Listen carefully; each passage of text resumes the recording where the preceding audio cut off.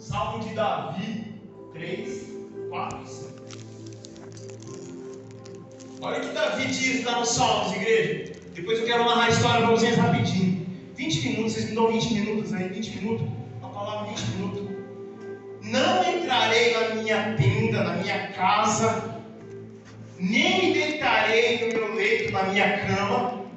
Não permitirei que os meus olhos peguem no sono, nem que as minhas pálpebras descansem, nem que eu feche os olhos, enquanto não encontrar um lugar para o Senhor, uma habitação para o poderoso de Jacó.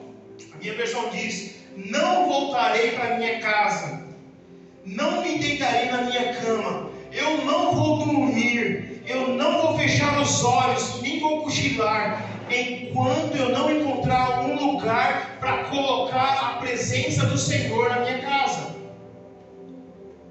E eu vou construir uma habitação para o poderoso de Israel. Deixa só eu dar uma pincelada. Davi, igreja, eu já contei essa história de Davi. Ele vai se assentar no trono, e antes dele se assentar no trono, o que ele faz? Antes de eu tomar o reinado, eu preciso da arca estar aqui. A arca na época é o que carregava a presença de Deus. A arca na época, quem possuía a arca, possuía a glória de Deus. E Davi, nessa hora, ele vai buscar a arca, e a Bíblia diz que quando ele vem conduzindo a arca, ele não consulta as escrituras. Davi coloca a arca em cima do que, igreja? Carros de boi. E a Bíblia nos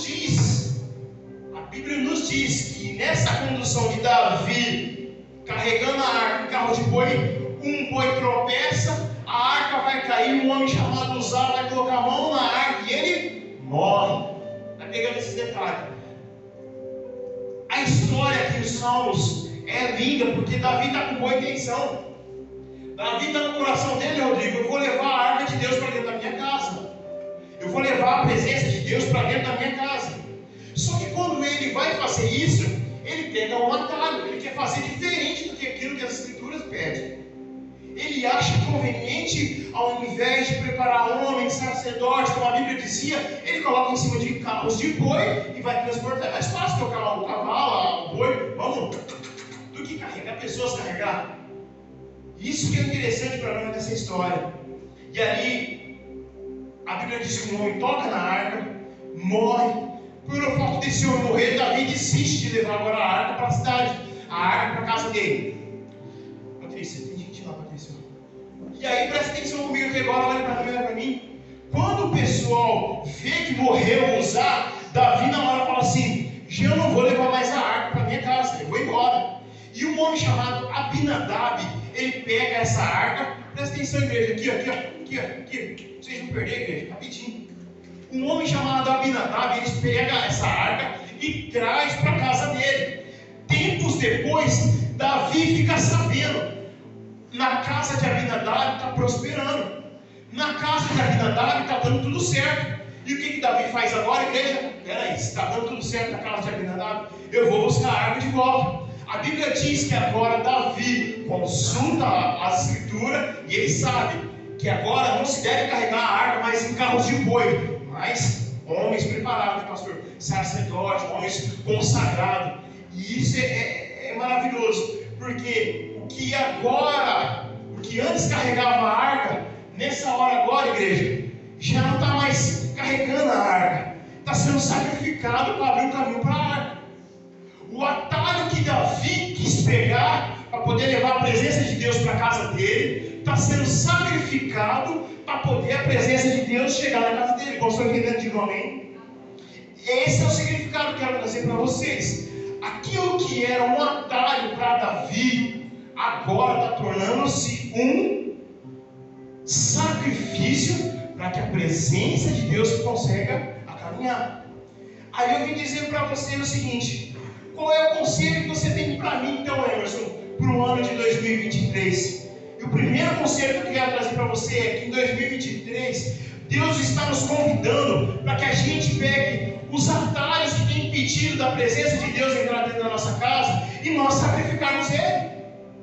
O Senhor está nos pedindo agora: pega tudo aquilo que está impedindo que a minha presença flua na tua vida, flua discípulo na tua casa e começa a sacrificar. Tira da tua vida, querido. Não carrega mais com você, isso já não te pertence mais. Para a gente viver um 2023 com a presença de Deus, nós vamos ter que abrir mão de alguma coisa. E aí eu pergunto para você nesta noite, qual que são os atalhos que têm impedido da presença de Deus fluir dentro da tua casa? Qual que tem sido aquilo que nós temos feito que está impedindo o agir de Deus na nossa vida? Porque para muitos, talvez 2022 foi um ano abençoadíssimo, mas talvez você está aqui nesta noite falando assim, mas eu não consegui nada esse ano. Eu não vejo a hora que esse ano termina para ver se começa um outro.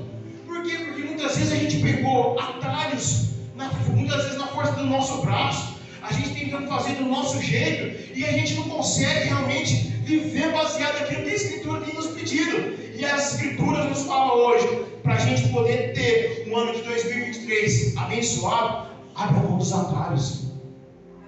Abra mão daquilo que está impedindo que você carregue a presença de Deus. Davi faz isso, igreja. Davi pega os atalhos. Os bois era mais fácil, mas Deus não queria algo mais fácil. Deus queria um sacrifício para Davi. E eu não sei você, se você imagina igual eu, mas imagina se tivesse um drone naquela época, né, pastor?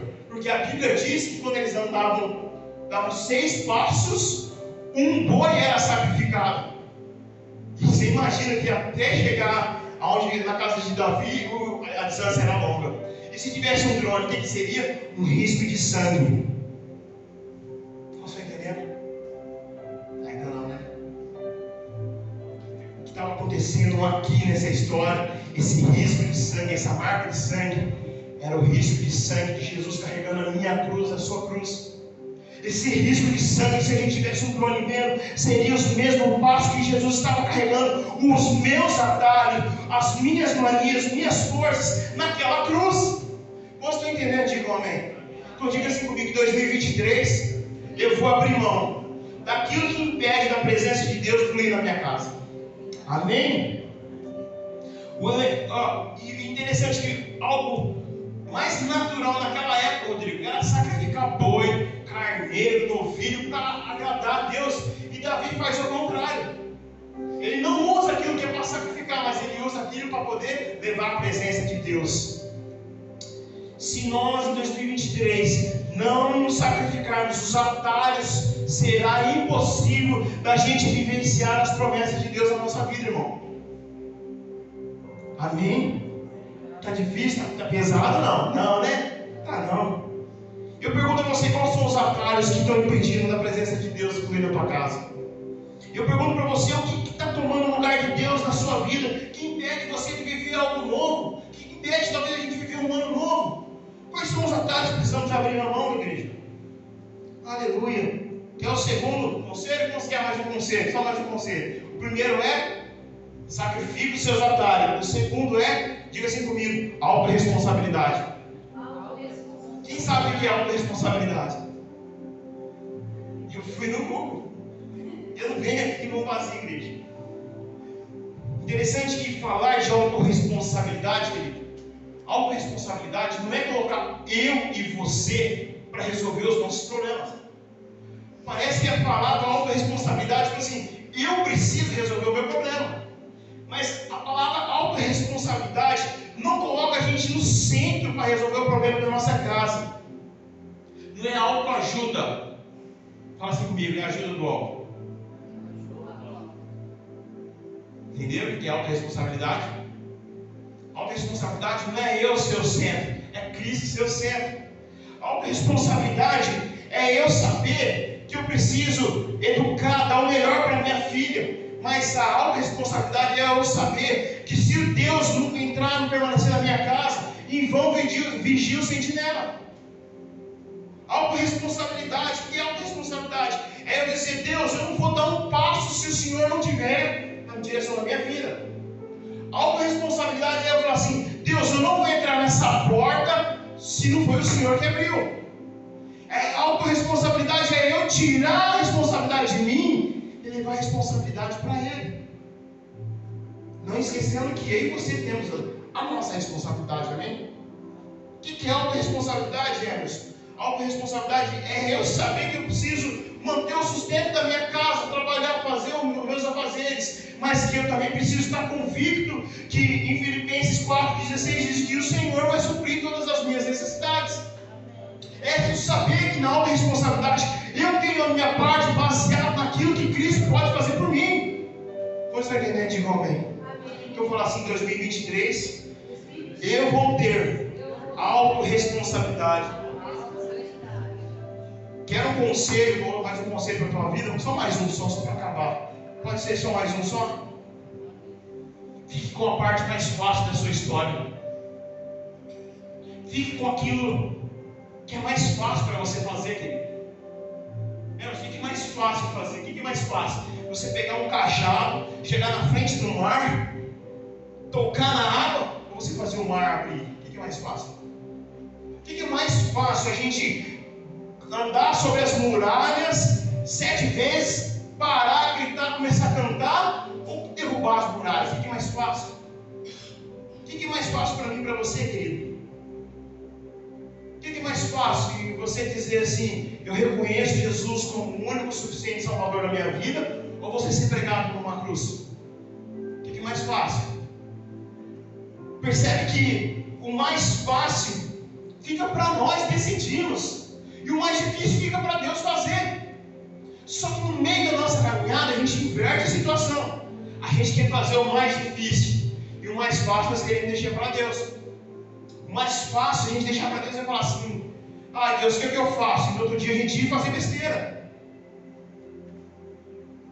O mais difícil é você falar, não, eu preciso trabalhar, eu preciso me matar. E aí chega no final do mês, se não consegue dar conta das coisas, você fala assim, Deus, e aí o que eu faço? Aí ele fala, mas você já tentou fazer. A primeira opção foi tua. Então percebe que na nossa vida, e a Bíblia nos mostra que o mais fácil, Deus sempre deixa eu e você fazermos. O impossível é Ele que faz. E a gente tem hora que a gente quer fazer o impossível na nossa vida. E falar, Deus, o mais fácil deixa para o Senhor fazer. Em 2023, Deus manda dizer para mim e para você, faça o mais fácil, deixa eu fazer o impossível na sua vida, amém? Só mais um, só, eu não vou aguentar, vou ter que falar mais um. Quem quer ouvir mais um conselho? Só ouve. Qual o último conselho que você quer? Fala para a pessoa que está do teu lado, ela está muito quietinha, fala assim, cuida da tua vida. Ninguém falou. Sabe por que ninguém falou? Porque a gente usou uma forma, se você deve falar o quê? Nossa, que grosso! Mas esse cuida da sua vida é você cuidar da sua vida, querido.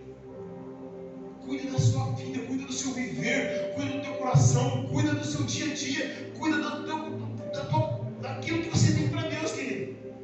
Por quê? Eu preciso cuidar da minha vida. Preciso cuidar da minha vida porque só eu vou ser o melhor pai para minha filha. Você entendendo de amém? Por que você tem que cuidar da sua vida? Porque só você vai ser a melhor filha para os seus pais. Só vocês serão os melhores filhos para os seus pais. Você entendendo de amém?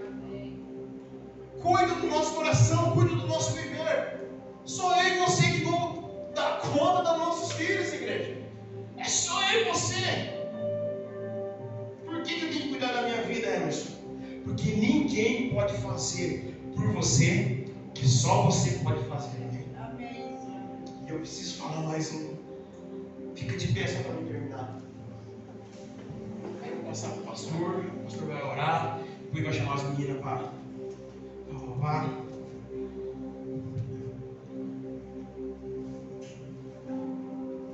Só para terminar, amém? E o pastor vai dar continuidade.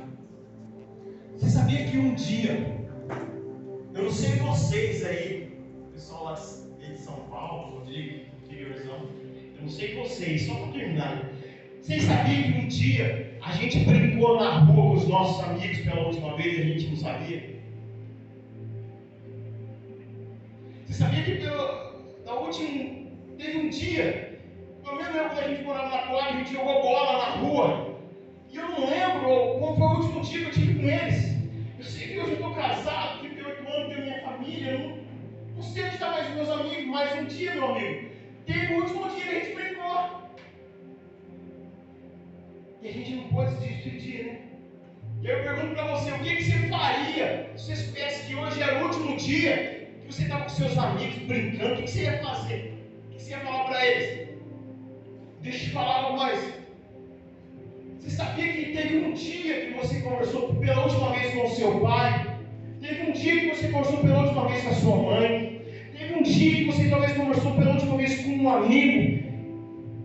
E Deus recolheu esse amigo. E aí eu pergunto para vocês, o que vocês fariam se vocês soubessem aquele último dia? O que a gente ia fazer se eu soubesse que naquele último dia eu estava conversando com a minha mãe? Se eu soubesse que naquele último dia, meu irmão Justino, que eu estava conversando com meu pai?